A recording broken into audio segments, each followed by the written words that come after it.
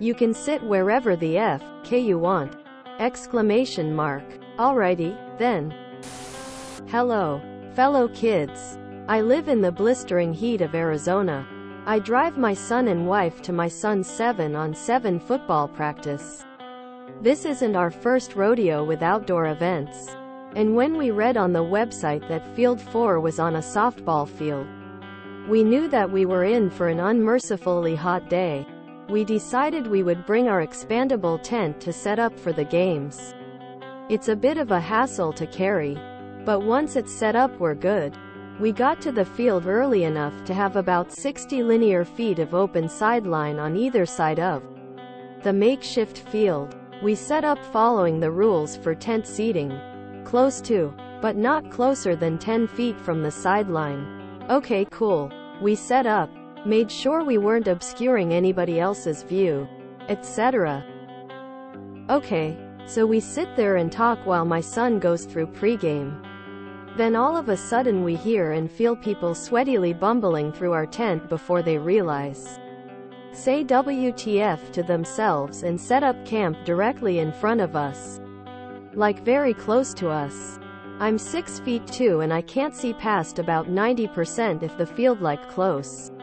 Before I let them get too comfortable, I let them know that we are already set up here. The man turns around and says, "Hey, you can sit wherever the fuck you want. This general admission, right? So sit wherever the fuck you want." Quote. My wife and I look at each other, and most assuredly have the same thought. Time for some MC. You see, rules may say that tented individuals must be 10 feet off the sideline. But people in chairs? No limit mentioned. Just not on or touching the sideline. So we take our chairs, get up, and start to pack up some of our stuff. This part's great for us because we see the people staring at us and smiling like they won the day. We just take our chairs and plop them directly in front of them, leapfrogging them. During the process we told our other neighbors they could have our seats for shade if they want. They kind of had a feeling we were up to something, and happily obliged. As we enjoyed our ringside seats we felt the glares and realized one if the guys got up to complain to the ref, because that's totally the ref's job. The ref walked back with him and he pointed at me like a complaining 3-year-old and said, "They came in and sat in front of us. Look how close they are. Look." Quote. The ref turned to my wife and asked, "Which one of y'all got here first?" Quote. She smiled saying, "We did. They just plopped down in front of us when we were just trying to give you enough space to do your job." God, I love my wife. Ref goes, "Well, it's the end zone, so plop at your own risk. But you gotta know it's first come first serve." The Clampets stomped right through our tent again, this time almost getting in a fight with my friend as they whimpered, clanged and twanged their country selves back to whatever land of odd they came from. For that one moment, it was so quiet you could hear a fancily packaged, collectible spoon drop. As an AS resident, I'll say this was a very AS thing to happen. Them. You can't tell me what to do. You. Okay, I'll do the same back. You. Them. Goes crying to an authority figure. Edit.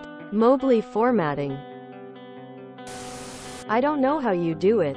I was sent there with my son for a week-long baseball tournament and every day was over 110 degrees. There is absolutely no shade anywhere. You wake up and it's triple digits. The sun goes down and it's still triple digits. The game starts at 7 a.m. You're done before noon and then stuck in a hotel room unless you want to go to the malls or movies. A week felt like a month in hell. FMLI have to go again this year. What did I do in my past life to deserve this? Lol, it's unsurprising this post I found a lot of folks there to be grumpy. It's the heat. Also, what's up with your parks that don't allow you to park anywhere near them? Only residents are allowed to walk to the neighborhood park? Emotionally stunted, good old boys, never cease to amaze. Excellent strategy for revenge. Though. Good thing they didn't get physical with you or your friend, though.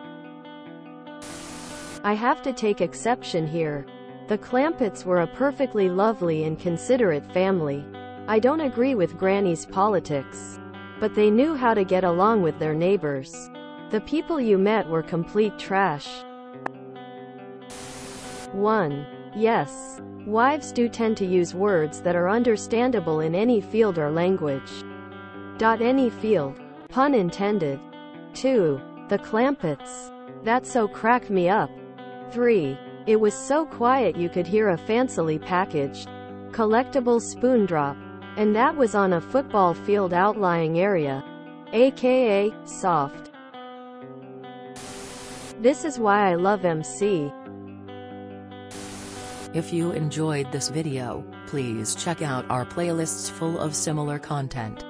Epic Ericast is like doom scrolling for your ears. Please like, share, and subscribe.